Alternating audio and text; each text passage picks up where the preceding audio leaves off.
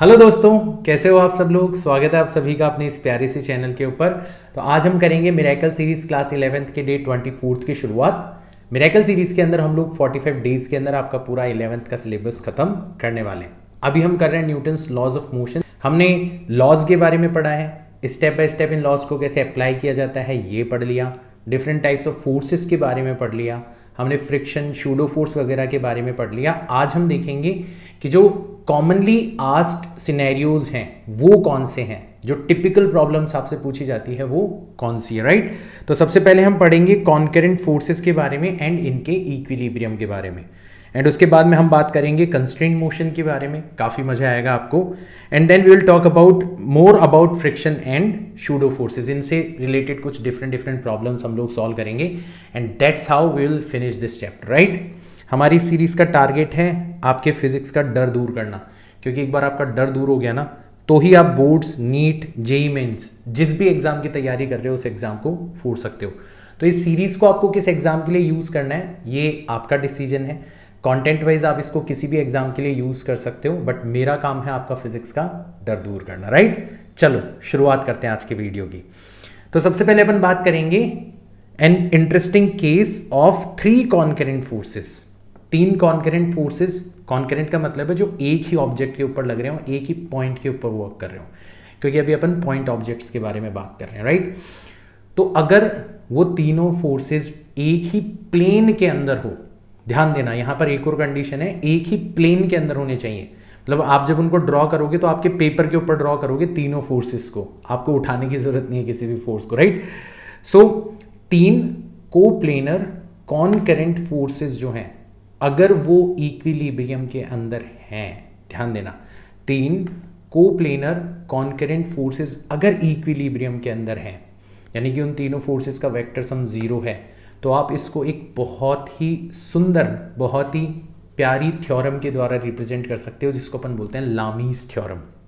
तो ये आपका फोर्स F1 है, ये F2 है और ये F3 है।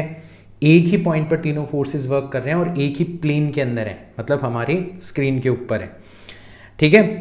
F1 और F2 के बीच का एंगल गामा है, F2 और F3 के बीच का एंगल अल्फा है और F3 और F1 के बीच का एंगल बीटा है, और ये तीनों फोर्सेस इक्विलिब्रियम के अंदर है। तो आप वैसे जो हमारा नॉर्मल मेथड था कि हम तीनों फोर्सेस को परपेंडिकुलर और हॉरिजॉन्टल डायरेक्शन के अंदर, कंपोनेंट्स के अंदर ब्रेक करते थे एंड फिर फोर्सेस को बैलेंस करते थे, वो तो आप यहाँ पे लगा ही सकते हो, कोई दिक्कत नहीं है।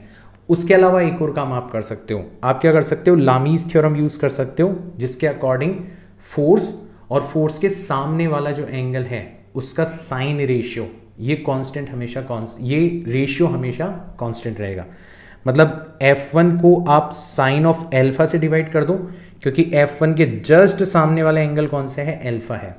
आप F2 को साइन ऑफ बीटा से डिवाइड कर दो और F3 को आप साइन ऑफ गामा से डिवाइड कर दो।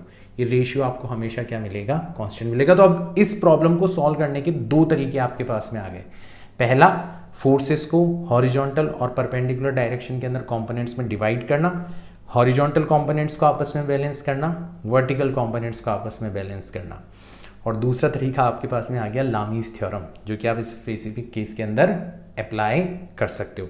तो कुछ प्रॉब्लम्स करते हैं, फिर देखते हैं कि कितना हैंडी हो सकता है हमारे लिए।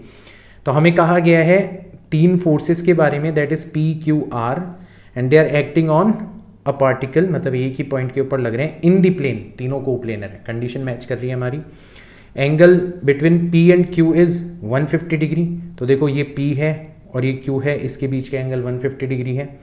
Between Q and R is 120 degree. ये Q है और ये R है, तो इन दोनों के बीच का एंगल कितना है, 120 डिग्री है। तो P और R के बीच का एंगल आप आसानी से फिगर आउट कर सकते हो। 360 में से इन दोनों का सम माइनस कर देना तो बचेगा 90 डिग्री। तीनों एंगल्स भी हमें पता पड़ गए, ठीक है। तो हमसे पूछा गया है कि बताओ ratio of P, Q, R क्या होगा अगर आपके तीनों फोर्सेस इक्विलिब्रियम में हो। सारी कंडीशंस मैच कर गई, हम लामीज थ्योरम यहाँ पर अप्लाई कर सकते हैं। तो हम जब करेंगे तो हम लिखेंगे P डिवाइडेड बाय P के सामने वाला एंगल कितना है, 120 डिग्री। तो sine of 120 degree is equal to Q divided by Q के सामने वाला एंगल है 90 डिग्री, मतलब sine of 90 degree is equal to R divided by R के सामने वाला एंगल है 150 डिग्री, मतलब साइन ऑफ 150 डिग्री। ये रेशियो आपका सेम रहेगा। साइन 120 का मतलब हो जाएगा साइन 90 प्लस 30 मतलब कॉस 30 मतलब √3 डिवाइडेड बाई 2। आई होप ये सारी की सारी वैल्यूज़ आपको पता होंगी। तो ये हो जाएगा P divided by √3 divided by 2 is equals to Q divided by 1 is equals to R divided by sine 150 की वैल्यू हो जाएगी 90 प्लस 60 कॉस 60 यानी कि 1/2 यानी कि P ratio Q ratio R यह आपको मिलेगा √3 डिवाइडेड बाई 2 रेशियो 1 रेशियो 1/2। अगर आप 2 से डिवाइड कर दोगे थ्रू आउट तो रेशियो आपका थोड़ा और सिंप्लीफाई हो जाएगा √3 रेशियो 2 रेशियो 1। ये आपका फाइनल आंसर होना चाहिए। Option D is correct. तो आसान हो गया सवाल, वरना हमें क्या करना पड़ता, ऐसे यहाँ पर हॉरिजॉन्टल लाइन ड्रॉ करनी पड़ती, यहाँ पर वर्टिकल लाइन ड्रॉ करनी पड़ती, फिर हमें ये एंगल्स निकालने पड़ते, बहुत ही ज़्यादा मुश्किल हो जाता क्वेश्चन। लामीज़ थ्योरम की वजह से क्वेश्चन बेहद आसान हो गया। एक और क्वेश्चन देखते हैं। हमें कहा गया है calculate the tension T1 and T2 and T3 in the massless strings shown in figure. तो आपको डायग्राम दिख रहा है। अब यहाँ पे भी ये वाला जो पॉइंट है इसके ऊपर 3 फोर्सेस वर्क कर रहे हैं। कौन कौन से फोर्सेस वर्क कर रहे हैं? एक इधर की तरफ वर्क कर रहा है दैट इज टेंशन T2, एक इधर की तरफ वर्क कर रहा है दैट इज टेंशन T1 और एक इधर की तरफ वर्क कर रहा है दैट इज टेंशन T3। हमें पता है 5 किलोग्राम वाला जो ब्लॉक है इसके ऊपर डाउनवर्ड डायरेक्शन में 50 न्यूटन का फोर्स लग रहा होगा दैट इज इट्स वेट, मतलब 5 को 10 से मल्टीप्लाई कर दो। और क्योंकि ये इक्विलिब्रियम में है तो इसके ऊपर स्ट्रिंग की वजह से लगने वाला टेंशन फोर्स भी कितना हो जाएगा? 50 न्यूटन हो जाएगा। तो T3 की वैल्यू तो हमें डायरेक्ट पता पड़ गई 50 न्यूटन होगी। अब T1, T2 और T3 कॉन्करेंट फोर्सेज हैं, कोप्लेनर है और एक ही पॉइंट के ऊपर वर्क कर रहे हैं, मतलब अपन यहाँ पर लामीज़ थ्योरम अप्लाई कर सकते हैं। तो अगर अपन यहाँ पर एक हॉरिजॉन्टल लाइन खींच दें और एक वर्टिकल लाइन खींच दें, अब आप बोलोगे सर इसके लिए तो आपने मना किया था, इससे बचने के लिए तो आप लामीज़ थ्योरम अप्लाई करते थे। तो यहाँ पे बेसिकली अपन एंगल फाइंड आउट करना चाहते हैं ना इन फोर्सेस के बीच में, तो उसमें हमारी मदद करेगा। अपन कंपोनेंट्स में डिवाइड नहीं करेंगे, राइट। चलो, तो अगर आप इस ट्रायंगल को पकड़ते हो, ये वाला ट्रायंगल अगर आप लेते हो तो ये तो आपका राइट एंगल ट्रायंगल है, ये 30 है, ये 60 है, तो ये वाला एंगल पक्का कितना हो जाएगा? 90 डिग्री हो जाएगा, ठीक है। तो ये वाला एंगल तो हो गया आपका 90 डिग्री। अब देखो, अगर ये वाला एंगल 30 है, पैरेलल लाइन्स होने की वजह से ये वाला एंगल भी 30 हो जाएगा, और ये वाला एंगल 60 है तो पैरेलल लाइन्स होने की वजह से ये वाला एंगल भी 60 हो जाएगा, और रिमेनिंग एंगल 90 है। तो ये जो ओवरऑल एंगल है वो हो जाएगा आपका 120 डिग्री, और ये जो ओवरऑल एंगल है ये हो जाएगा आपका 150 डिग्री। बिल्कुल पिछला वाला सिनेरियो आ गया, ठीक है। तो हम लिखेंगे T1 डिवाइडेड बाय T1 के सामने वाला एंगल 150 डिग्री है, मतलब sine 150 degree is equals to T2 divided by T2 के सामने वाला एंगल 120 डिग्री है, इसका मतलब sine 120 degree is equals to T3 की वैल्यू तो हमें पता भी है, डिवाइडेड बाय इसके सामने वाला एंगल हो जाएगा साइन 90 डिग्री। तो T1 की वैल्यू आ जाएगी T3 यानी कि 50 newton multiplied by sign 150 degree that is 1 divided by 2 और साइन 90 डिग्री दैट इज 1 यानी कि 25 न्यूटन। ऐसे T2 की वैल्यू हो जाएगी T3 that is 50 newton multiplied by sine 120 that is √3 divided by 2 sine 90 that is 1। तो 2 से 50 चला जाएगा 25 √3 न्यूटन, ये आपकी T2 की वैल्यू हो जाएगी। इस तरीके से अपन T1, T2 और T3 तीनों की वैल्यू आसानी से फाइंड आउट कर सकते हैं। आसान है। एक और क्वेश्चन कर लेते हैं ताकि आप बहुत ही ज़्यादा कंफर्टेबल फील करने लग जाओ इस कॉन्सेप्ट के साथ में। A block of weight 100 newton is suspended as shown in figure, find the tension in each string, ठीक है। तो अगेन हमारा जो ये पॉइंट है, इस पॉइंट के ऊपर 3 कॉन्करेंट फोर्सेस वर्क कर रहे हैं। इधर की तरफ टेंशन फोर्स वर्क कर रहे हैं, इसको अपन कह देते हैं T1। इधर की तरफ टेंशन फोर्स वर्क कर रहे हैं, इसको अपन कह देते हैं T2। और इधर की तरफ टेंशन फोर्स वर्क कर रहे हैं, इसको अपन कह देते हैं T3।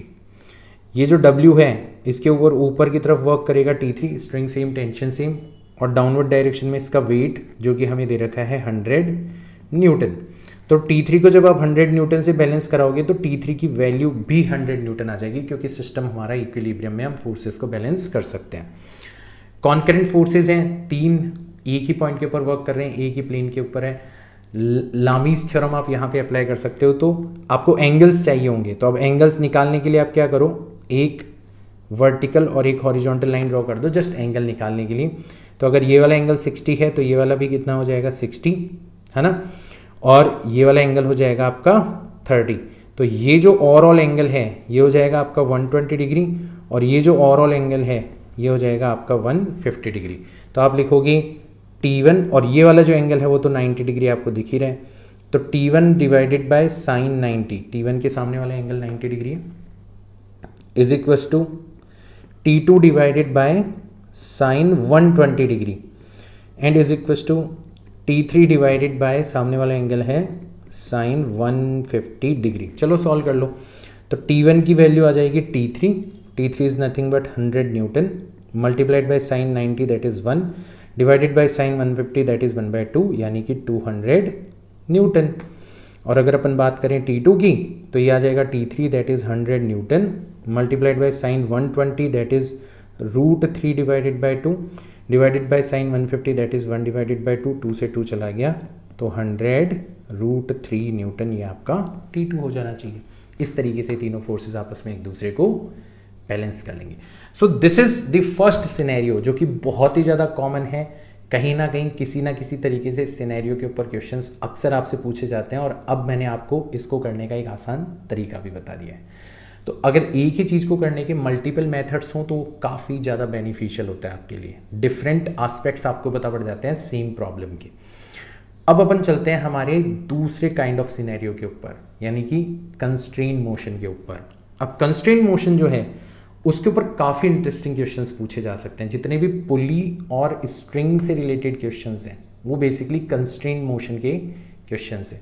वहाँ पर आप स्ट्रिंग कंस्ट्रेंट यूज़ करते हो, आप कहते हो कि हमारी स्ट्रिंग जो है वो आइडियल है।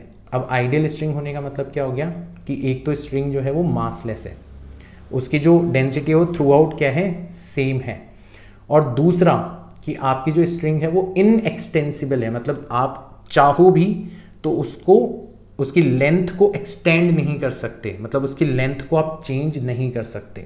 और यही कंस्ट्रेंट है। कंस्ट्रेंट का मतलब होता है शर्त। तो आपके स्ट्रिंग से बंधे हुए ब्लॉक जो है वो मूव कर रहे हैं, बट एक शर्त है।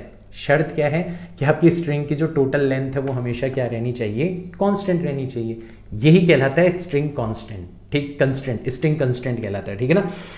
तो इसकी वजह से आपको जो डिफरेंट ब्लॉक्स हैं उनकी मोशन के बीच में कुछ रिलेशन नजर आता है, और वो आपकी काफ़ी मदद करता है जब आप इक्वेशंस बनाते हो। तो अपन पढ़ते हैं इसको थोड़ा डिटेल के अंदर। अगर हम बात करें स्ट्रिंग कंस्ट्रेंट की तो लेंथ ऑफ इनएक्सटेंसिबल स्ट्रिंग जो है वो हमेशा फिक्स रहती है। स्प्रिंग के केस में नहीं लगाया जा सकता, क्योंकि स्प्रिंग में तो लेंथ चेंज होती है तब जाके फोर्स लगता है। स्ट्रिंग में टेंशन फोर्स तब ही लगने लग जाता है जब आप उसको दोनों एंड्स पर पकड़ के खींचने की कोशिश करते हो। आप उसकी लेंथ कभी इंक्रीज नहीं कर पाओगे, बट स्टिल अगर आप उसको टाइट भी कर देते हो तो टेंशन फोर्स लगने लगता है, राइट। तो इसमें जो एक्सेलरेशन होगा, जो वेलोसिटीज होगी डिफरेंट ब्लॉक्स की जो कि उस स्ट्रिंग से बंधे हुए हैं, वो हमेशा एक दूसरे से रिलेटेड होगी, ठीक है। और ऐसी ढेर सारी प्रॉब्लम्स आपसे पूछी जा सकती हैं, तो बस आपको तो हमेशा ये ध्यान रखना है कि स्ट्रिंग की जो लेंथ है वो हमेशा क्या रहनी चाहिए, कांस्टेंट रहनी चाहिए, ठीक है ना। जैसे सपोज करो ये वाली प्रॉब्लम आपको दी गई है और इसमें आपसे कहा गया है कि find the tension in string and acceleration of the blocks, मतलब स्ट्रिंग के अंदर कितनी टेंशन फोर्स प्रोड्यूस हो रही है और जो ब्लॉक्स हैं दोनों उनका एक्सेलरेशन कितना है, ये फाइंड आउट करो। अब ये प्रॉब्लम आप सॉल्व कर सकते हो, मैंने ऑलरेडी इसके बारे में आपको बताया है कि कैसे आपको हर ब्लॉक को पकड़ना है, उसके ऊपर फोर्सेस ड्रॉ करने हैं, फिर एक्सेलरेशन की डायरेक्शन में कैसे इक्वेशन बनानी है और एक्सेलरेशन के परपेंडिकुलर डायरेक्शन में किस तरीके से आपको फोर्सेस को बैलेंस करना है। बट स्टिल आप प्रॉब्लम को सॉल्व नहीं कर पाओगे जब आप इन दोनों ब्लॉक्स के एक्सेलरेशंस के बीच का रिलेशन नहीं निकाल पाओगे। तो उसके लिए आपको ये कंस्ट्रेंट यूज करना है, स्ट्रिंग कंस्ट्रेंट, राइट। तो देखो अगर आप मान लो इसको खिसका के यहाँ पे ले आते हो, ठीक है, यहाँ पे ले आते हो इस ब्लॉक को, तो इसको आपने कितना मूव करवाया, x डिस्टेंस मूव करवाया, ठीक है। तो हुआ क्या, x डिस्टेंस की स्ट्रिंग यहां से और x डिस्टेंस की स्ट्रिंग यहां से लूज हो गई। अब स्ट्रिंग जो है वो हमेशा एक्सटेंडेड रहती है, मतलब हमेशा टाइटेंड कंडीशन के अंदर रहती है। तो बेसिकली आपका ये वाला जो ब्लॉक है ये कितना चला जाएगा, यहाँ पे 2x डिस्टेंस नीचे चला जाएगा, ताकि स्ट्रिंग हमेशा खिंची हुई अवस्था में रहे। उसकी लेंथ को आपको कांस्टेंट बनाए रखना है ना, तो उसको कांस्टेंट बनाए रखने के लिए और स्ट्रिंग को हमेशा टाइट बनाए रखने के लिए आपको दूसरे वाले ब्लॉक को 2x डिस्टेंस मूव करवाना जरूरी है, एक तो तरीका ये है ना, ये अपना देसी जुगाड़ है। आप एग्जैक्टली देख सकते हो कि कैसे जब आप इसको x डिस्टेंस मूव करवाते हो तो ये अपने आप ही 2x डिस्टेंस नीचे चला जाता है, क्योंकि आपकी स्ट्रिंग जो है वो डबल लूज हो जाती है। ये तो देसी जुगाड़ हो गया। ये अगर मान लो कभी आप वर्क नहीं कर पाओ तो आप ये ध्यान रखना कि स्ट्रिंग के दोनों एंड्स पर जो फोर्स लगता है वो लगता है टेंशन फोर्स, और टेंशन फोर्स जो होता है दोनों एंड्स के ऊपर बेसिकली एक दूसरे के अपोजिट होता है, ठीक है। तो हम जैसे टोटल इंटरनल फोर्सेस को नेग्लेक्ट करते हैं, तो वैसे आप टोटल इंटरनल फोर्सेस के द्वारा किए गए वर्क को भी जीरो ले सकते हो। तो यहाँ पे टेंशन वर्क मेथड भी अप्लाई किया जा सकता है कि टेंशन फोर्स के द्वारा किया गया वर्क जो है वो हमेशा जीरो होगा। अब देखो कैसे, तो यहाँ पे देखो इस स्ट्रिंग के अंदर सपोज करो टी टेंशन प्रोड्यूस हो रही है, तो उतनी की उतनी टेंशन यहाँ पर प्रोड्यूस हो रही होगी, उतनी की उतनी टेंशन यहाँ पर प्रोड्यूस हो रही होगी, क्योंकि पुली जो है वो मासलेस है। तो मासलेस है तो उसके ऊपर वैसे भी नेट फोर्स लगने वाला नहीं है। मास इनटू एक्सेलरेशन, अगर मास जीरो है तो नेट फोर्स हमेशा जीरो होगा, यानी कि पुली के ऊपर लगने वाले फोर्सेस हमेशा बैलेंस्ड रहेंगे। तो पक्का पुली के ऊपर इधर की तरफ जो टेंशन फोर्स लगेगा वो कितना रहेगा, 2T, यानी कि इस ब्लॉक के ऊपर इधर की तरफ जो टेंशन फोर्स लगेगा वो कितना रहेगा, 2T रहेगा, राइट। अब अगर आपका 2 किलोग्राम वाला ब्लॉक x डिस्टेंस मूव करता है, अगर आपका 2 किलोग्राम वाला ब्लॉक x1 डिस्टेंस मूव करता है और ये वाला ब्लॉक x2 डिस्टेंस मूव करता है, राइट, तो आप देखो यहाँ पे वर्क डन कितना होगा टेंशन फोर्स के द्वारा। तो जो 2 किलोग्राम वाला ब्लॉक है उसके ऊपर 2T टेंशन फोर्स लग रहा है और x1 सेम डायरेक्शन के अंदर यहाँ पर डिस्प्लेसमेंट हो रहा है। देखो आपका टेंशन फोर्स भी इधर लग रहा है और आपका डिस्प्लेसमेंट भी इधर लग रहा है। इसका मतलब आपका वर्क डन जो होगा वो पॉजिटिव होगा, यानी कि आप टेंशन फोर्स को किससे मल्टीप्लाई कर दो, डिस्प्लेसमेंट से मल्टीप्लाई कर दो x1 से, ठीक है। बेसिकली वर्क डन अगर जिसको नहीं पता हो मैं बता देता हूँ, फोर्स को फोर्स की डायरेक्शन में जो डिस्प्लेसमेंट हो रहा है उससे आप मल्टीप्लाई कर दो तो आपको वर्क मिल जाता है, और फोर्स के अपोजिट डायरेक्शन में डिस्प्लेसमेंट होता है तो आप नेगेटिव वर्क ले लेते हो, ठीक है ना, नेगेटिव साइन लगा देते हो। जैसे यहाँ पर टेंशन फोर्स लग रहा है ऊपर की तरफ और डिस्प्लेसमेंट हो रहा है नीचे की तरफ, तो आपका वर्क डन जो हो जाएगा वो नेगेटिव हो जाएगा। T टाइम्स डिस्प्लेसमेंट कितना है आपका x2 इज इक्वल टू 0। अब यहाँ पे देखो T से T कैंसिल आउट हो जाएगा। आप डायरेक्ट पता लगा सकते हो कि जो x2 होगा वो कितना हो जाएगा, ट्वाइस ऑफ x1 हो जाएगा। मतलब जितना ये वाला ब्लॉक चल रहा है जस्ट उसका डबल ये वाला ब्लॉक चलेगा। और क्योंकि डिस्प्लेसमेंट में ये रिलेशन है तो पक्का v2 जो हो जाएगा वो ट्वाइस ऑफ v1 हो जाएगा, और पक्का जो e2 जो होगा वो किसके बराबर हो जाएगा, ट्वाइस ऑफ e1 के बराबर हो जाएगा। That's it. ये आपके पास में एक्सेलरेशन के बीच का रिलेशन आ गया। अब देखो अगर आप 1 किलोग्राम वाले ब्लॉक को पकड़ते हो या 2 किलोग्राम वाले ब्लॉक को पकड़ते हो, तो फॉर 2 किलोग्राम वाला ब्लॉक इसको अपन एक बार के लिए पकड़ते हैं, देखते हैं इसकी मोशन किस तरीके से हो रही है। तो ये कितने एक्सेलरेशन से मूव कर रहा है, a1 एक्सेलरेशन से मूव कर रहा है ना, a1 एक्सेलरेशन से मूव कर रहा है। तो अपन लिखेंगे mass that is 2 multiplied by acceleration that is a1 is equal to, इसको सपोर्ट करने वाला फोर्स कौन सा है, आपका टेंशन फोर्स। और कितना टेंशन फोर्स लग रहा है इसके ऊपर, ट्वाइस ऑफ T लग रहा है, इतना इसके ऊपर टेंशन फोर्स लग रहा है। इसका मतलब 2 से 2 कैंसिल आउट हो जाएगा, तो a1 की वैल्यू कितनी आ जाएगी, सिंपली T के बराबर आ जाएगी। अपन रख देंगे जब हमारे काम आएगी। अगर अपन 1 किलोग्राम वाले ब्लॉक को पकड़ते हैं, ठीक है, इसको अगर अपन पकड़ते हैं तो यहाँ पे भी हमारी कुछ इक्वेशन बनेगी। कैसे, इसका मास हो जाएगा 1, इसका एक्सेलरेशन कितना है a2 इज इक्वल टू इसके एक्सेलरेशन को सपोर्ट करने वाला फोर्सेस का खुद का वेट दैट इज 10 न्यूटन। तो 10 न्यूटन इसको क्या कर रहा है, सपोर्ट कर रहा है, और अपोज करने वाला फोर्स है tension force that is -T, ठीक है। तो अब यहाँ पे आपके पास में 3 अननोन वेरिएबल है, a1, a2 और T, और आपके पास में 3 इक्वेशंस आ चुकी है। कौन सी आ चुकी है, एक तो ये आ चुकी है a2 is equal to 10 -T, ठीक है। एक इक्वेशन ये आ चुकी है, एक ये आ चुकी है और एक ये आ चुकी है। आप चाहो तो इनको आसानी से सॉल्व कर सकते हो, ठीक है, कोई दिक्कत नहीं है। जैसे आप क्या करो, a2 की जगह आप क्या रख दो, ट्वाइस ऑफ a1 रख दो, तो आप लिखोगे twice of a1 is equal to 10 T की जगह a1 रख दो तो -a1 हो गया।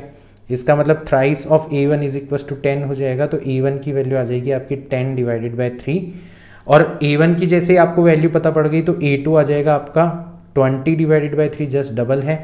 और जैसे आपको A1 की वैल्यू पता पड़ गई तो टेंशन फोर्स हो जाएगा आपका 10 डिवाइडेड बाय 3 न्यूटन। इस तरीके से तीनों वेरिएबल्स की आप वैल्यू आसानी से पता लगा सकते हो। तो कंस्ट्रेंट वाला जो पार्ट है ना वो केवल और केवल आपको मदद करेगा एक एक्स्ट्रा इक्वेशन प्रोवाइड करवाने में, बाकी सब कुछ वही काम है जो कि अपन करते आए हैं, है ना। चलो एक और क्वेश्चन पे अपन प्रैक्टिस कर लेते हैं ताकि आप कंफर्टेबल फील करने लगो। आपसे पूछा गया है find the velocity of ring at the given instant. अब गिवन इंस्टेंट का मतलब है कि ये वाला ब्लॉक अगर v वेलोसिटी से नीचे जा रहा है तो ये वाला ब्लॉक इधर की तरफ किसी ना किसी वेलोसिटी से चल रहा होगा। इसको अपन लिख देते हैं v डैश, ठीक है। और अभी जो एंगल है वो कितना है, थीटा है। हो सकता है ये v डैश थीटा के ऊपर डिपेंड करे, तो हमें बेसिकली v और थीटा की फॉर्म में v डैश का आंसर लिखना है। कैसे लिखेंगे, तो यहाँ पे भी स्ट्रिंग कंस्ट्रेंट यूज हो रहा है क्योंकि स्ट्रिंग से बंधे हुए हैं रिंग और ब्लॉक, तो बंधी हुई मोशन करेंगे, सशर्त मोशन करेंगे, मतलब स्ट्रिंग की जो लेंथ वो हमेशा कांस्टेंट रहनी चाहिए। तो आप अगर यहाँ पे थोड़ा अपना देसी जुगाड़ लगाओगे तो हो सकता है आपके लिए डिफिकल्ट हो जाए, इसलिए आप अपना टेंशन वर्क मेथड लगाओ। और टेंशन वर्क मेथड में आपको डिस्प्लेसमेंट लेने की जरूरत नहीं है, डायरेक्ट वेलोसिटी की फॉर्म में भी आप कर सकते हो। टेंशन को वेलोसिटी से मल्टीप्लाई करना है। अगर वेलोसिटी टेंशन फोर्स की ही डायरेक्शन में है तो पॉजिटिव प्रोडक्ट, वेलोसिटी के अपोजिट डायरेक्शन में है तो नेगेटिव प्रोडक्ट, और ओवरऑल आपको जीरो करना है, ठीक है। चलो देखते हैं कैसे। तो इसके ऊपर टेंशन फोर्स लग रहा है अपवर्ड डायरेक्शन के अंदर, और इसके ऊपर सेम टेंशन फोर्स लग रहा है इस डायरेक्शन के अंदर। तो पक्का टेंशन का इधर की तरफ जो कंपोनेंट हो जाएगा वेलोसिटी की डायरेक्शन में वो हो जाएगा आपका t cos थीटा। तो आप लिखोगे for block 1 tension force upward direction में है, वेलोसिटी डाउनवर्ड डायरेक्शन में है, इसका मतलब प्रोडक्ट हो जाएगा आपका नेगेटिव। और रिंग के लिए क्या होगा, टेंशन फोर्स आपका है t cos theta in the direction of velocity, और वेलोसिटी कितनी है आपकी v डैश। प्रोडक्ट हमेशा कितना हो जाना चाहिए, 0। यानी कि यहाँ पे टेंशन फोर्स से टेंशन फोर्स कैंसिल आउट हो गया, v डैश cos थीटा जो है वो किसके बराबर हो जाएगा, v के बराबर हो जाएगा। तो v डैश की वैल्यू आ जाएगी आपकी v अपॉन cos थीटा, या फिर आप चाहो तो v dash is equal to v sec theta भी लिख सकते हो। ये आपका फाइनल आंसर होगा, राइट। नेक्स्ट क्वेश्चन देखते हैं अपन। आपसे ये सिचुएशन देके पूछा गया है कि बताओ इस सिचुएशन के अंदर दोनों ब्लॉक्स का एक्सेलरेशन क्या होगा और स्ट्रिंग्स के अंदर जो टेंशन फोर्स प्रोड्यूस होगी वो कितना होगा, राइट। अब आपको ऐसा लग रहा होगा कि इधर 3 किलोग्राम वाला ब्लॉक है और इधर 2 किलोग्राम वाला ब्लॉक है, तो पक्का 3 किलोग्राम वाला ब्लॉक है वो नीचे जाएगा और 2 किलोग्राम वाला ब्लॉक ऊपर जाएगा। लेकिन ऐसा नहीं है। क्यों नहीं है, क्योंकि इस 2 किलोग्राम वाले ब्लॉक के ऊपर 20 न्यूटन का फोर्स डाउनवर्ड डायरेक्शन में लग रहा है जो कि इसका वेट है। तो अगर स्ट्रिंग इसको बैलेंस भी करेगी तो स्ट्रिंग के अंदर मिनिमम टेंशन कितनी होनी चाहिए, 20 न्यूटन होनी चाहिए। इसका मतलब पक्का इधर की तरफ भी जो फोर्स लगना चाहिए वो 20 न्यूटन लगना चाहिए, क्योंकि स्ट्रिंग के दोनों एंड्स पर टेंशन फोर्स लगता है। अब इस टेंशन फोर्स को और इस टेंशन फोर्स को ये वाली स्ट्रिंग अकेले बैलेंस कर रही है, तो पक्का इसके अंदर 40 न्यूटन का टेंशन फोर्स डेवलप होना चाहिए। और अगर इसी के दूसरे एंड पर लगाओगे तो यहाँ पर भी 40 न्यूटन का टेंशन फोर्स डेवलप होना चाहिए। तो ओवरऑल टेंशन फोर्स कितना लगा, 40 + 20 दैट इज 60 न्यूटन, जो कि 3 किलोग्राम वाले ब्लॉक के वेट से काफ़ी ज़्यादा है। यानी कि पक्का आपका 3 किलोग्राम वाला ब्लॉक है ना वो ऊपर की तरफ जाएगा। अब वो कितने एक्सेलरेशन से जाएगा वो हम लोग पता लगाते हैं, राइट। तो हम सबसे पहले तो यहाँ पर ये देखेंगे कि अगर इसके ऊपर 20 न्यूटन फोर्स डाउनवर्ड डायरेक्शन में लग रहा है, इसके ऊपर 30 न्यूटन का फोर्स डाउनवर्ड डायरेक्शन में लग रहा है, इसके ऊपर टेंशन T इधर लग रहा है, टेंशन T इधर लग रहा है, इस पॉइंट पर टेंशन इधर की तरफ, इस पॉइंट पर टेंशन इधर की तरफ, तो ओवरऑल बैलेंस करने के लिए ट्वाइस ऑफ T इधर की तरफ लगेगा। तो पक्का ट्वाइस ऑफ T 3 किलोग्राम वाले ब्लॉक के ऊपर भी लगना चाहिए। तो अगर अपन यहाँ पे दोनों ब्लॉक्स के एक्सेलरेशन का रिलेशन निकालें कि अगर इसका एक्सेलरेशन a है और इसका एक्सेलरेशन a डैश है, तो बताओ इन दोनों एक्सेलरेशन के बीच का रिलेशन क्या होगा। तो हम यहाँ पे हमारा टेंशन वर्क मेथड यूज़ कर सकते हैं। तो अगर अपन 3 किलोग्राम वाले ब्लॉक को पकड़ें तो उसके ऊपर टोटल टेंशन फोर्स लग रहा है 3T और उसका एक्सेलरेशन कितना है a, क्योंकि टेंशन फोर्स और एक्सेलरेशन सेम डायरेक्शन के अंदर है तो प्रोडक्ट हमने लिया है पॉजिटिव। 2 किलोग्राम वाले ब्लॉक को पकड़ोगे तो उसके ऊपर टेंशन फोर्स लग रहा है कितना, T, और उसका एक्सेलरेशन हमने माना है a डैश, और क्योंकि टेंशन और एक्सेलरेशन अपोजिट डायरेक्शन में है तो प्रोडक्ट हमने लिया है नेगेटिव, दोनों का सम हो जाएगा 0। तो यहाँ पे T से T कैंसिल आउट हो गया तो ए डैश की वैल्यू आ जाएगी आपकी थ्राइस ऑफ ए, यानी कि पक्का आपका जो 2 किलोग्राम वाला ब्लॉक है वो 3 गुना ज़्यादा एक्सेलरेशन से नीचे जाएगा 3 किलोग्राम वाले ब्लॉक के। यहाँ तक की बात आ गई समझ में। अब इक्वेशंस बनाए अगर अपन, तो फॉर 2 किलोग्राम वाला ब्लॉक अगर अपन इक्वेशन बनाते हैं तो हमें इक्वेशन कैसे मिलेगी, mass that is 2, acceleration that is A dash is equals to force जो सपोर्ट कर रहा है that is weight 20 newton, force जो अपोज कर रहा है दैट इज टेंशन, जो कि हमें यहाँ पर फाइंड आउट करना है। ए डैश की जगह अपन 3a रख सकते हैं, तो ये हो जाएगा 6 times a is equals to 20 minus T. ये हमारी एक तरीके से पहली इक्वेशन आ गई। अब अपन बात करते हैं फॉर 3 किलोग्राम वाला ब्लॉक। इसको देखो, इस पे क्या हुआ, मास है इसका 3 किलोग्राम, एक्सेलरेशन है इसका a, एक्सेलरेशन को सपोर्ट कर रहा है टेंशन फोर्स, तो टोटल टेंशन फोर्स लेना है आपको, कितना हो जाएगा thrice of t minus oppose कर रहा है आपका वेट दैट इज 30 न्यूटन। ठीक है, तो आप देखो 6a जो है वो 20 माइनस टी के इक्वल है और थ्राइस ऑफ a जो है वो 3t माइनस 30 के इक्वल है। आप इसको चाहो तो ऐसे भी लिख सकते हो, 3 से कैंसिल आउट करोगे तो a is equal to nothing but t minus 10, 3 से कैंसिल आउट कर दिया पूरी की पूरी इक्वेशन के अंदर। तो ये हमारी एक और इक्वेशन आ गई।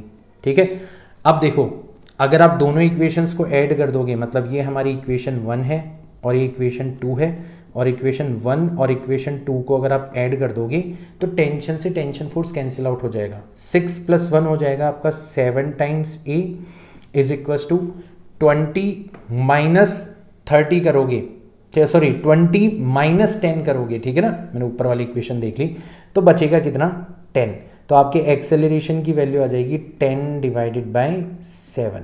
तो ये तो 3 किलोग्राम वाले ब्लॉक का एक्सेलरेशन है 10 डिवाइडेड बाय 7 मीटर पर सेकेंड स्क्वायर। तो पक्का आपका जो ए डैश होगा वो कितना हो जाएगा 30 डिवाइडेड बाय 7 मीटर पर सेकेंड स्क्वायर हो जाएगा।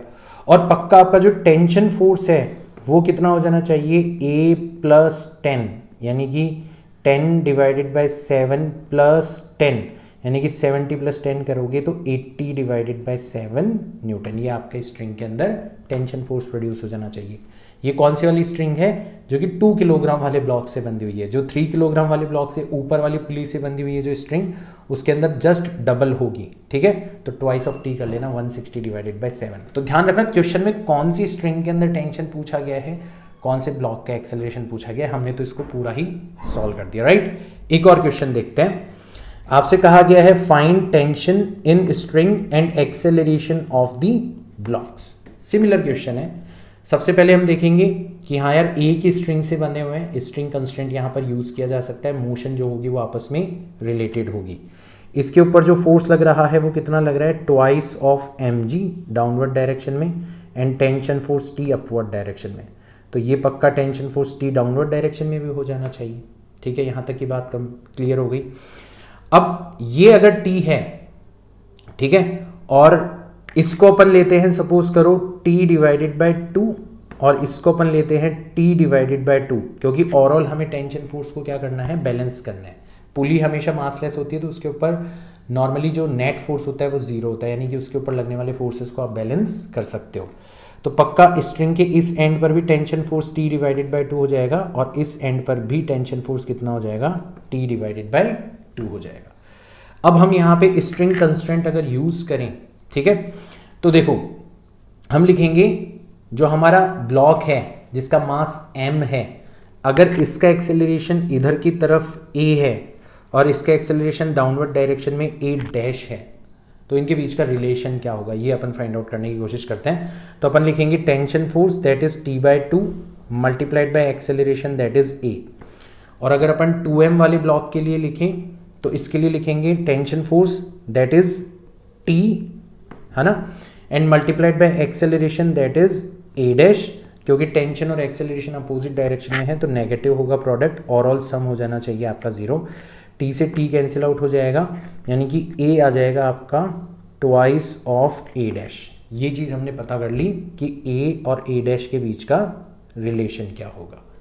अब अपन 2m वाले ब्लॉक के बारे में इक्वेशंस बनाते हैं, है ना। बाकी काम तो हम ऑलरेडी करते आए हैं, तो इक्वेशन बनाते हैं, तो मास हो जाएगा आपका 2m, एक्सेलरेशन हो जाएगा आपका a dash is equal to, support कर रहा है एक्सेलरेशन को weight that is twice of mg, और अपोज कर रहा है आपका tension force that is t। यहाँ तक की बात क्लियर है बिल्कुल एकदम, कोई दिक्कत नहीं है।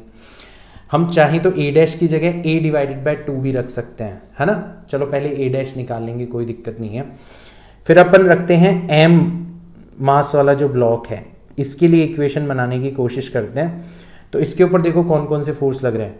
अगर डाउनवर्ड डायरेक्शन में लेते हो तो इसका वेट हो जाएगा mg, और इसके दो कंपोनेंट हो जाएंगे, ये भी 30 डिग्री हो जाएगा, तो mg cos 30, और इधर की तरफ आ जाएगा आपका mg sin 30, और sin 30 की वैल्यू कितनी होती है 1 डिवाइडेड बाई 2, मतलब mg डिवाइडेड बाय 2, ये वाला फोर्स लगेगा। तो हमें तो एक्सेलरेशन की डायरेक्शन में इक्वेशन बनानी होती है, एक्सेलरेशन के परपेंडिकुलर डायरेक्शन में फोर्सेस बैलेंस हो जाते हैं, ये नॉर्मल फोर्स से क्या हो जाएगा बैलेंस हो जाएगा, तो उसकी चिंता करने की जरूरत नहीं है। एक्सेलरेशन की डायरेक्शन में बात करते हैं, तो मास हो गया m, एक्सेलरेशन हो गया a is equal to, acceleration को सपोर्ट करने वाला फोर्स है tension force that is t divided by 2, और अपोज करने वाला फोर्स है mg डिवाइडेड बाय 2।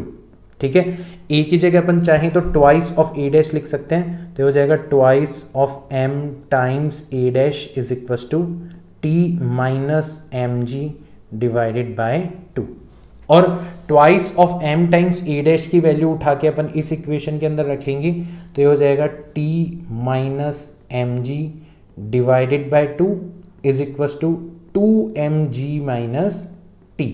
2 से क्रॉस मल्टीप्लाई कर दो तो t माइनस mg हो जाएगा आपका 4 times mg minus 4 times minus 2 times t, यानी कि 3t जो होगा वो किसके बराबर हो जाएगा 5 टाइम्स mg के बराबर हो जाएगा, यानी कि टेंशन फोर्स हो जाएगा आपका 5 डिवाइडेड बाय 3 टाइम्स mg। ये आपके टेंशन फोर्स की वैल्यू हो जानी चाहिए।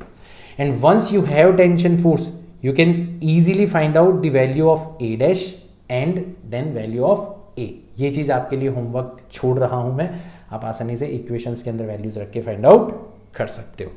तो कंस्ट्रेन्ड मोशन से रिलेटेड जितने भी क्वेश्चंस हैं उनसे आप सुपर कंफर्टेबल होने चाहिए हो, because you have a super method. आप नॉर्मली जो इक्वेशंस बनाते हो वो तो आपको बनानी ही बनानी है, आपको मैंने एक टेंशन वर्क मेथड दिया है, उसको यूज करके आप एक एक्स्ट्रा इक्वेशन बना सकते हो जो कि आपके क्वेश्चन को बहुत ही आसान बना देगी, राइट। अब अगर अपन आगे बढ़ें तो अपन बात करते हैं नॉर्मल कंस्ट्रेंट के बारे में। अब नॉर्मल कंस्ट्रेंट, जैसे स्ट्रिंग के दोनों एंड्स पर नॉर्मल फोर्स लगता है, इसीलिए टोटल टेंशन फोर्स के द्वारा किया गया वर्क अपन 0 ले लेते हैं स्ट्रिंग के दोनों एंड्स पर बंधे हुए ब्लॉक्स की अगर अपन बात करें तो। वैसे ही आपका जो नॉर्मल कॉन्टैक्ट फोर्स है वो भी एक्शन रिएक्शन पेयर के फॉर्म में होता है। साथ ही साथ में जो नॉर्मल फोर्स होता है ना वो बेसिकली मोशन के परपेंडिकुलर डायरेक्शन में होता है, ठीक है ना, बेसिकली नॉर्मली, ऐसा नहीं है, जरूरी नहीं है। तो नॉर्मल फोर्स इन दोनों ही वजह से, जो नॉर्मल फोर्स के द्वारा किया गया टोटल वर्क डन है वो 0 आ जाता है। अगर नॉर्मल फोर्स मोशन के परपेंडिकुलर है तो वैसे ही 0 आ जाएगा। अदरवाइज जिन दो ब्लॉक्स के बारे में आप बात कर रहे हो जिसके ऊपर normal force action reaction pair की फॉर्म में वर्क कर रहा है, तो उन दोनों के ऊपर नॉर्मल फोर्स के द्वारा किया गया जो टोटल वर्क है वो 0 हो जाना चाहिए। तो सेम काम जो हम टेंशन वर्क मेथड के अंदर करते थे वो नॉर्मल वर्क मेथड के अंदर भी कर सकते हैं। यहाँ पर जैसे ये क्वेश्चन देखो, अब इस क्वेश्चन में ऐसा कहा गया है आपको कि ये जो ट्रायंगुलर वेज है ये स्मूथ सरफेस के ऊपर रखा हुआ है, तो जैसे ये वाली जो स्लाइड, ये वाला जो स्लैब है वो इसके ऊपर डाउनवर्ड डायरेक्शन के अंदर वेट लगाने लगेगा, डाउनवर्ड डायरेक्शन के अंदर खिसकने लगेगा, तो वैसे वैसे ये जगह बनाता जाएगा, ये बैकवर्ड डायरेक्शन के अंदर खिसकता चला जाएगा। आप आंख बंद करके इमेजिन करो तो ये सिचुएशन आपको वर्क करते हुए नजर आएगी, ठीक है। तो हमसे पूछा गया है कि अगर इसकी डाउनवर्ड वेलोसिटी v है तो बताओ आपके वेज की जो हॉरिजॉन्टल वेलोसिटी है वो कितनी होगी। अब यहाँ पर अपन क्या करेंगे, नॉर्मल फोर्स को पकड़ेंगे। तो नॉर्मल फोर्स जो होता है वो सरफेस के परपेंडिकुलर डायरेक्शन में लगता है, तो अगर ये एंगल थीटा है तो यहाँ पे जो नॉर्मल फोर्स लग रहा है वो किस डायरेक्शन के अंदर लग रहा है, इस पर्टिकुलर डायरेक्शन के अंदर लग रहा है, ठीक है। तो हम क्या करेंगे, नॉर्मल फोर्स के 2 कंपोनेंट ले लेंगे, ठीक है। और ये जो मैंने नॉर्मल फोर्स बताया है ना, ये किस वाले ब्लॉक के लिए बताया है, ये इस वाले ब्लॉक के लिए बताया है। अगर अपन ट्रायंगुलर वेज के बारे में बात करें तो नॉर्मल फोर्स किस डायरेक्शन में लग रहा है, इस पर्टिकुलर डायरेक्शन में लग रहा है। बैलेंस हो रहे हैं आपस में, बट अगर अपन ऊपर वाली स्लैब के ऊपर लगा रहे हैं तो इस पर्टिकुलर डायरेक्शन में, और नीचे वाली स्लैब के ऊपर डाउनवर्ड डायरेक्शन में इस तरीके से लग रहा है, राइट। तो अपन क्या करते हैं, इसके कॉम्पोनेंट्स लेते हैं, तो एक कॉम्पोनेंट डाउनवर्ड डायरेक्शन में हो जाएगा और एक हमारे वेलोसिटी की डायरेक्शन में हो जाएगा, ठीक है, कोई दिक्कत नहीं है। तो हम लिखेंगे यहाँ पर, अगर ये एंगल थीटा है तो ये 90 माइनस थीटा होगा, ये वापस से थीटा हो जाएगा, तो ये हो जाएगा आपका n cos थीटा, और ये वाला कंपोनेंट हो जाएगा आपका n sin थीटा। तो हमें तो वो कंपोनेंट चाहिए होता है जो वेलोसिटी, एक्सेलरेशन, डिस्प्लेसमेंट की डायरेक्शन में होता है। तो हम लिखेंगे n sin theta multiplied by velocity, that is vt। और अगर अपन ऊपर वाले स्लैब के बारे में बात करें तो इसके दो कंपोनेंट लेंगे, एक इधर की तरफ और एक इधर की तरफ। ये 90 माइनस थीटा है तो ये थीटा हो जाएगा, ये 90 माइनस थीटा, ये अगेन थीटा हो जाना चाहिए, तो इधर आ जाएगा आपका n cos थीटा और इधर की तरफ आ जाएगा आपका n sin थीटा। हमें तो वेलोसिटी की डायरेक्शन के अंदर चाहिए होता है, तो यहाँ पे n cos थीटा जो है वो वेलोसिटी के अपोजिट डायरेक्शन में, तो आप इसको वेलोसिटी से मल्टीप्लाई कर दो, और क्योंकि अपोजिट है तो प्रोडक्ट हो गया इनका नेगेटिव, ओवरऑल सम आ जाना चाहिए आपका 0। n से n कैंसिल आउट हो जाएगा, तो vt की वैल्यू आ जाएगी आपकी कितनी, v cos theta divided by sine theta, यानी कि vt आ जाएगा आपका v cot थीटा। बहुत ही इंपॉर्टेंट क्वेश्चन है बच्चों, अगर ये पूछा जाता है तो काफ़ी अच्छा क्वेश्चन माना जाएगा। यहाँ पर जो ट्रायंगुलर वेज है उसकी वेलोसिटी v cot थीटा के बराबर होगी, मतलब स्लैब की वेलोसिटी टाइम्स cot थीटा के बराबर होगी। बहुत ही प्यारा क्वेश्चन, राइट। तो अब आप कंस्ट्रेन्ड मोशन से रिलेटेड किसी भी क्वेश्चन के अंदर इन हथियारों को यूज कर सकते हो। एक और कॉन्सेप्ट के बारे में बात करते हैं जो कि फ्रिक्शन से रिलेटेड है और अक्सर उसके बारे में क्वेश्चंस पूछे जाते हैं। आपसे पूछा जाए कि बताओ, अगर कोई ब्लॉक किसी रफ सरफेस के ऊपर रखा हुआ है और आप उसको खिसकाना चाहते हो, तो उसको पुश करना ज़्यादा बेटर रहेगा या फिर पुल करना रस्सी से बांध के? तो आपका एक्सपीरियंस आपको बता देगा कि यार किसी भी ब्लॉक को पुश करते समय हमें ज़्यादा फोर्स लगाना पड़ता है, ज़्यादा दम लगाना पड़ता है, बजाय अपन रस्सी बांधकर उसको खींचने की कोशिश करें। तो बट ऐसा होता क्यों है, इसका जवाब अपन ढूंढने की कोशिश करते हैं, और यही फिर हमारा अगला कॉन्सेप्ट बनेगा, राइट। तो अगर मान लो अपन ब्लॉक को क्या कर रहे हैं, पुश कर रहे हैं रफ सरफेस के ऊपर यूजिंग सेम फोर्स लगा रहे हैं, ताकि आप कंपेयर कर सकें कि सेम फोर्स लगाने पर क्या इफेक्ट होगा, ठीक है। तो आप देखो कि यहां पर जो ओवरऑल फोर्सेस को आप बैलेंस करवाओगे, तो देखो मान लो अब नॉर्मली जब अपन पुश करते हैं ना, तो एग्जैक्ट हॉरिजॉन्टल डायरेक्शन में कभी भी पुश नहीं कर पाते, हम किसी पर्टिकुलर एंगल के ऊपर पुश करते हैं, है ना। नॉर्मली अपन देखें तो अगर आप हॉरिजॉन्टल डायरेक्शन में करोगे, इवन उससे भी बेटर कंडीशन होगी पुल करने के अंदर, देखना कैसे। बट अभी अपन किसी एंगल के ऊपर ले लेते हैं इन जनरल, ठीक है। तो अगर आप इसको पुश कर रहे हो तो इस फोर्स के दो कंपोनेंट होंगे, ठीक है। कौन कौन से कंपोनेंट होंगे, तो अगर अपन माने कि अपनों ने हॉरिजॉन्टल से थीटा एंगल बनाते हुए अपना फोर्स लगाया है, तो इधर की तरफ कंपोनेंट हो जाएगा आपका f cos थीटा और इधर की तरफ कंपोनेंट हो जाएगा आपका f sin थीटा, ठीक है। यहां तक की बात आ गई। अब नोटिस करो इसके ऊपर और कौन कौन से फोर्सेस लग रहे हैं। एक तो mg लग रहा है डाउनवर्ड डायरेक्शन में, एक नॉर्मल फोर्स लग रहा है अपवर्ड डायरेक्शन में, और क्योंकि आप इसको खिसकाना चाहते हो तो उसको अपोज करने वाला फोर्स लग रहा है, दैट इज फ्रिक्शन फोर्स। हम देखेंगे कि फ्रिक्शन की वैल्यू कितनी होगी, क्योंकि बेसिकली आपको खिसकाने के लिए फ्रिक्शन को ही तो अपोज करना है, ठीक है। देखो कितनी होगी। तो अब अगर हम वर्टिकल फोर्सेस को, क्योंकि अगर आप खिसकाओगे तो जो एक्सेलरेशन होगा वो तो हॉरिजॉन्टल डायरेक्शन में होगा, तो अगर अपन वर्टिकल फोर्सेस को बैलेंस करें, तो वर्टिकल फोर्सेस को अगर अपन बैलेंस करेंगे तो केयरफुली देखना, दो फोर्सेस आपके डाउनवर्ड डायरेक्शन में हैं, एक तो mg और एक f sin थीटा, और ये किससे बैलेंस हो जाएगा, आपका नॉर्मल फोर्स n से बैलेंस हो जाएगा। और अगर आप फ्रिक्शन को बैलेंस करो तो फ्रिक्शन किससे बैलेंस हो जाएगा, आपका f cos थीटा से बैलेंस हो जाएगा। जस्ट खिसकाने वाली कंडीशन की अपन बात कर रहे हैं। अब फ्रिक्शन जो होता है वो कितना होता है, म्यू टाइम्स n, और n कितना है आपका mg plus f sin theta, तो is equal to f cos theta आ जाएगा। और यहां से आप देखोगे कि जो f की वैल्यू है वो आपको मिलेगी mg divided by mu mg, basically divided by mu mg divided bye cos theta minus mu sin theta.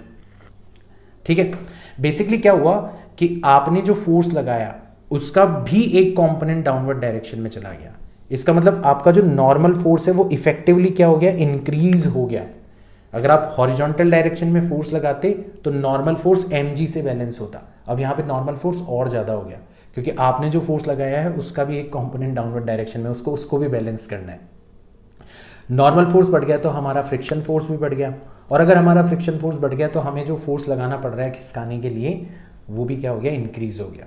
क्योंकि यहाँ पे डिनोमिनेटर के अंदर माइनस आ रहा है, मतलब डिनोमिनेटर वाली जो संख्या है वो छोटी है, तो आपका जो ओवरऑल फ्रिक्शन फोर्स है या जो ओवरऑल फोर्स आप लगा रहे हो बेसिकली वो आपका क्या हो जाएगा, काफ़ी ज़्यादा हो जाएगा।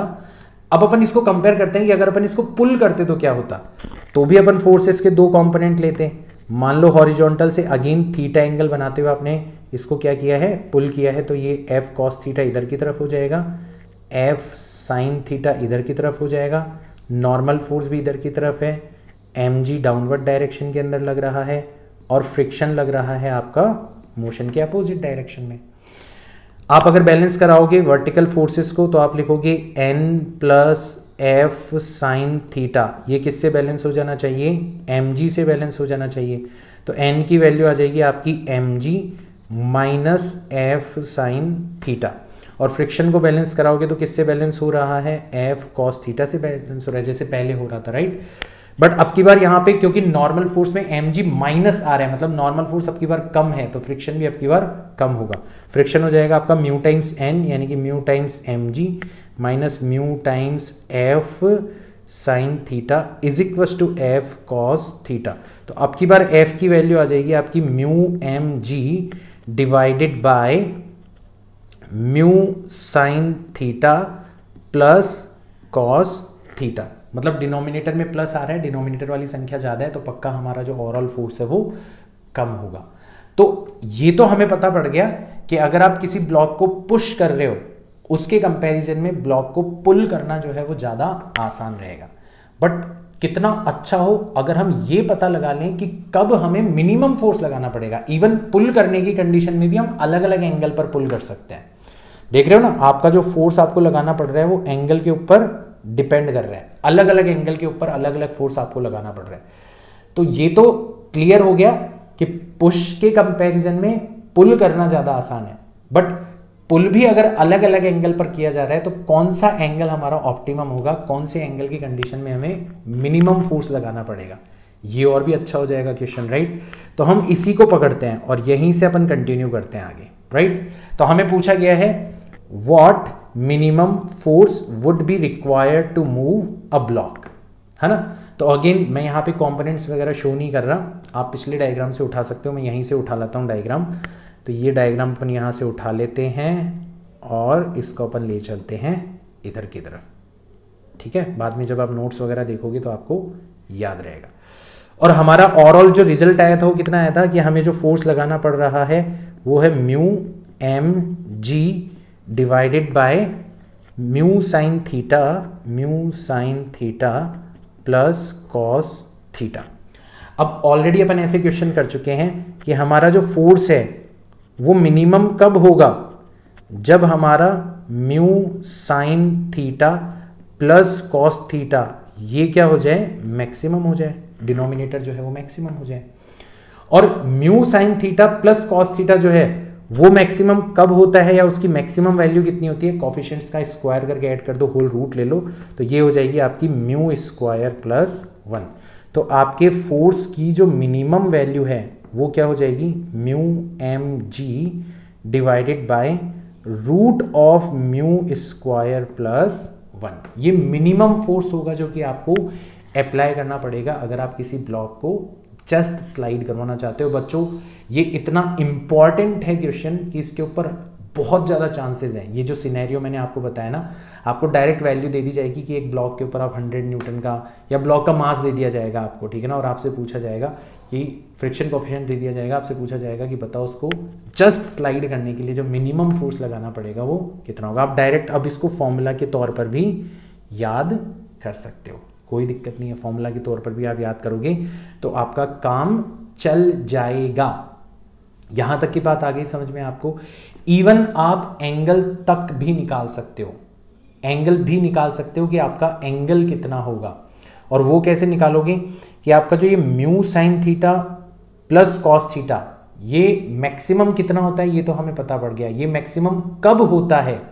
ये मैक्सिमम होता है जब आपका एंगल थीटा, मतलब जो टेन थीटा है, जो टेन थीटा है वो कितना हो जाए।